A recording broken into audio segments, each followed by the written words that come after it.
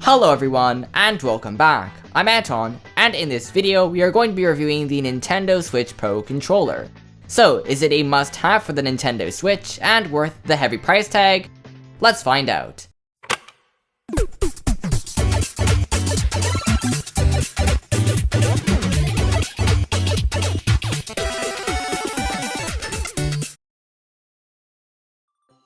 The Switch has a lot of controllers. You have your licensed ones, such as the ones made by Nintendo, PowerA, Hori, and more.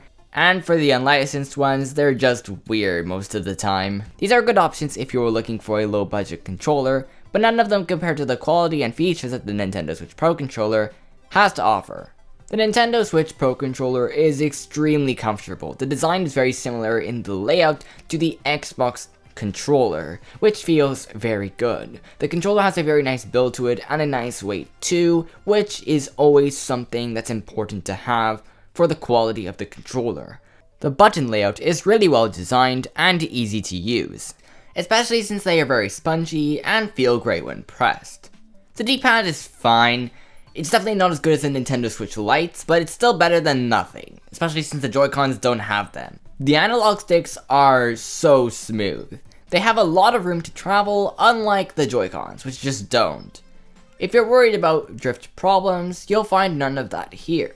There could be ones that do have this issue, but from my own experience, and even from the research that I have done, it seems that it's more like a manufacturing problem with a defect. The other buttons on the front are very nice too. They're all very easy to access in the middle, and the triggers on the top feel great, and really spongy as well, similar to the Nintendo Switch Lite once again. It is disappointing that they didn't opt to make them more like the Nintendo GameCube controller, which has pressured triggers, but they probably just didn't do that because the Joy-Cons don't have that same technology, and games wouldn't be specifically made to use them, But hey, if you still want them, then just hook up a Nintendo GameCube controller, and that should solve the problem. The Pro controller contains HD rumble, which feels amazing as you don't have two separate motors now in each Joy-Con. The accelerometers and gyro sensors are way better here also due to the same factor. The controller doesn't have the IR sensor, but who really cared about that? But it does in fact have a Nfc Reader / writer for the amiibo, so all you do is just place the amiibo on the face of the controller where the logo is, and that's about it, straightforward. The controller uses a Usbc cable just like the Nintendo Switch does. You can use this for charging, and even to connect it to the system. I prefer to connect it this way because the sync button is way too small and not easy to click. I don't know why they made it like this, but it could definitely be wider or taller. It takes approximately 6 hours to fully recharge the Nintendo Switch Pro controller, but when fully charged, the battery duration can last approximately 40 hours, which is fantastic for long play uses. Because this is a Bluetooth controller, you can even use it with your PC or Mac. It works extremely well, and depending on your device, you might need to install drivers.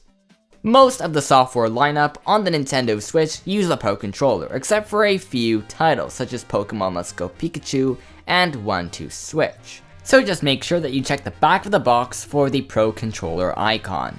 Some games like ARMS also support it and feel completely different and better also. But some titles that have motion control specific moves and features can feel quite weird and awkward, such as The Legend of Zelda Breath of the Wild and Super Mario Odyssey. But it isn't the Pro controller's fault, but rather the software itself.